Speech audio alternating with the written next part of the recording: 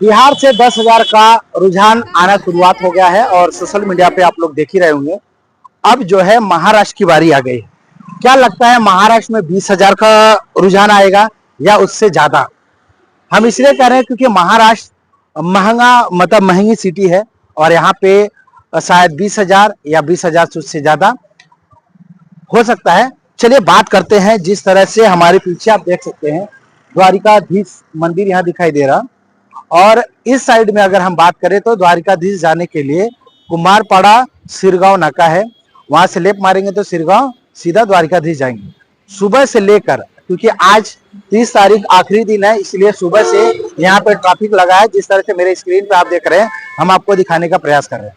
अब बात यह है, क्या जो बिहार में हुआ वही महाराष्ट्र में होने वाला है? जिस तरह से बिहार चुनाव को आपने देखा और बिहार चुनाव ने यह दिखाने का प्रयास किया कि किसकी सरकार रहेगी और किसकी सरकार नहीं रहेगी, किस तरह से सरकार बनेगी, किस तरह से सरकार बिगड़ेगी, ये आपको देखने को मिला। अब जिस तरह से आप भीड़ देख रहे हैं, आज ही के दिन यही एक भाटपाड़ा है, भाटपाड़ा में भागवत कथा भी कहा जा रहा है, दिखाया वहां पे हो रहा है, कलश से यात्रा भी निकला था। अब जिस तरह से लोग इकट्ठा हो रहे हैं, भीड़ इकट्ठा हो रही है, जिस तरह से दर्शन के लिए मंदिर में जा रहे हैं, भागवत कथा में जा रहे हैं, क्या लगता है ये माहौल महाराष्ट्र के चुनाव को बदलने वाला है?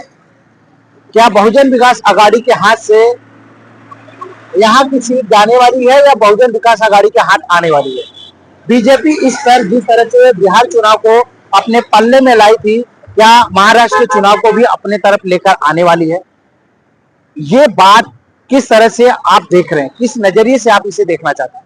जिस तरह से बिहार में 10,000 देकर उसके बाद वहां के लोगों के घरों पे बुलडोजर चलाया गया, वहां के घरों पे बुलडोजर चलाया गया, क्या लगता है कि यहाँ पर भी यही होने वाला है? यहाँ 20,000 देकर लोगों को घरों पे बुलडोजर चलेगा? क्योंकि अभी कुछ खबरें ऐसी भी निकल के आ रही हैं सूत्रों के माध्यम से कि कुछ जगहों पे लोगों का जो 10 से 12 साल का 15 साल पुराना जो घर बना हुआ है उसे इलीगल बताकर तोड़ने का प्रयास भी किया जा रहा है, प्रयास किया जा रहा है।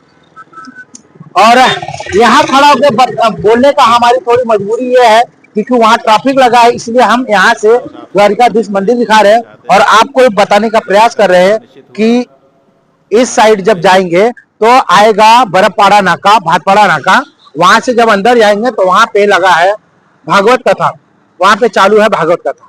क्या कहेंगे, किस नजरिए से इसे देखना चाहते हैं? धर्म को लेकर जिस तरह से मतलब कि आज के दिन या इस चुनाव में तेजी बढ़ी है, उसको आप क्या कहेंगे, किस हिसाब से देख रहे हैं? बहुत सोचने और समझने वाली बात है। क्या आपको रोजगार चाहिए, आपको शिक्षा चाहिए, आपको स्वास्थ्य चाहिए, हॉस्पिटल चाहिए, रोड चाहिए? जिस तरह से जो ब्रिज पे हम खड़े हैं, ये ब्रिज का पूरी तरह से काम हुआ नहीं है, इस ब्रिज का पूरी तरह से काम नहीं हुआ है, फिर भी ये ब्रिज को खोल दिया गया, चालू कर दिया गया। अभी लोगों को भी अच्छा लग रहा है, आनंद आ रहा है, लेकिन अगर ब्रिज का पूरा काम नहीं हुआ तो यही ब्रिज आने वाले टाइम पे खतरे की घंटी बन सकती है।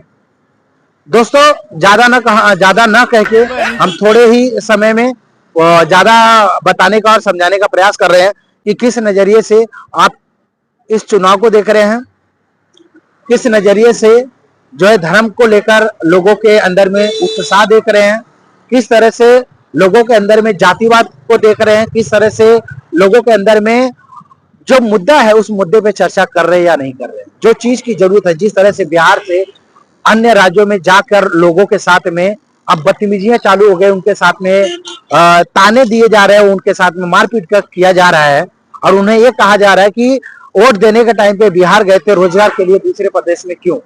ये सवाल बहुत बड़ा है और आपको भी ये बात को समझना होगा। जिस राज्य में आप हैं, क्या उस राज्य के लोगों पर आपका हक जताना सही है या गलत है?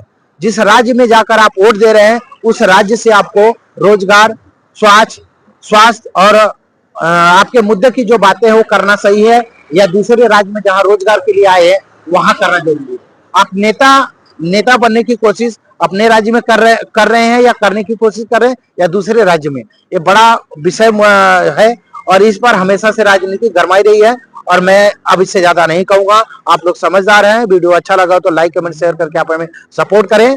मिलते हैं अगली खबरों के साथ में, तब तक बने रहें और देखते रहें पीएस का न्यूज।